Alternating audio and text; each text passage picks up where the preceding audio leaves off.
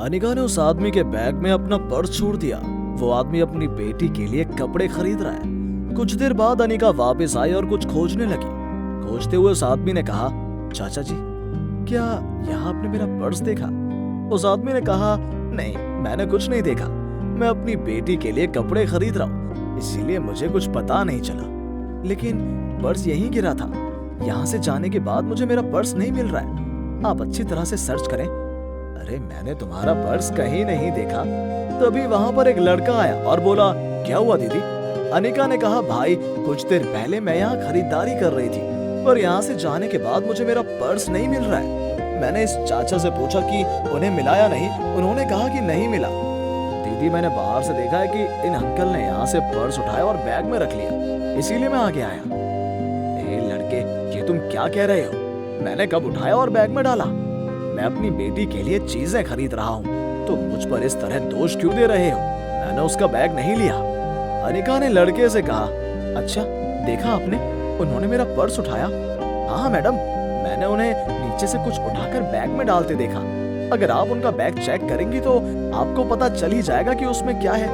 तभी अनिका कहती है, मैं आपका बैग चेक करना चाहती हूँ। अनिका उस आदमी के बैग की जांच करती है और उसे वो अपना पर्स मिल जाता है। अनिका ने फिर उस आदमी के बैग से पर्स निकाला और कहा, चाचा जी, आप तो एक चोर हैं। ये रहा मेरा पर्स आपके बैग में।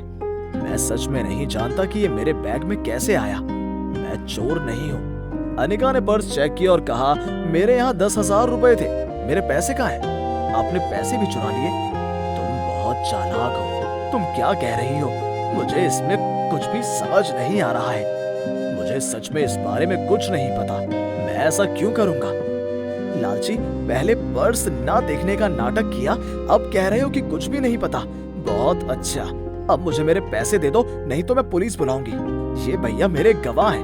अरे ऐसा मत करो, मुझे समझ नहीं आ रहा है कि मेरे साथ क्या हो रहा है।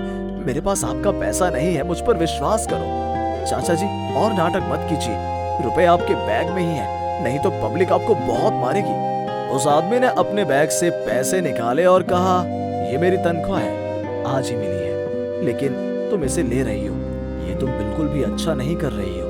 भगवान इसका न्याय करेंगे। अनिका ने पैसे लिए और लड़के से कहा, धन्यवाद भैया।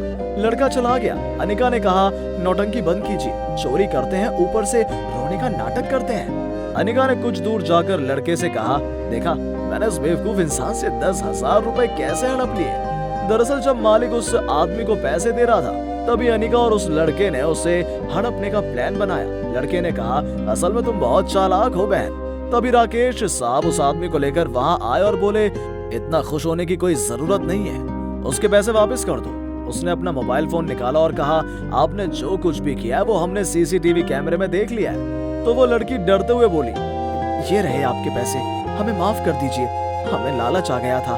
तब उस मनुष्य ने कहा, नेक मार्ग की कमाई कभी नष्ट नहीं होती, ये मेरी मेहनत की कमाई है। अब ऐसे लोगों को और धोखा मत देना, ईमानदारी से कमाना बेहतर है। ईमानदारी की कमाई कभी बर्बाद नहीं होती। भगवान कभी कभी ईमानदार लोगों की परीक्षा लिया करते हैं।